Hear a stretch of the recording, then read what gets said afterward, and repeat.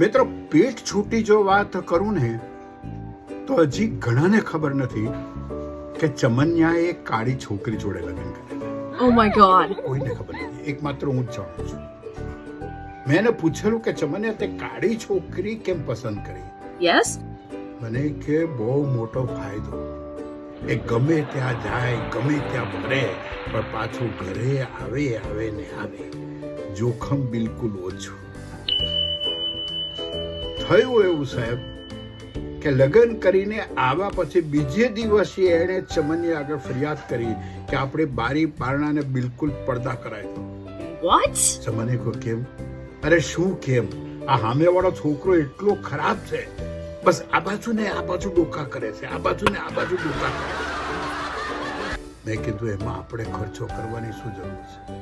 તું એકવાર એને તારું મોઢું બતાવી દે, પછી એ એના ઘરે પડદા કરાવી દેશે કે આમાં કાંઈ જોવા છે.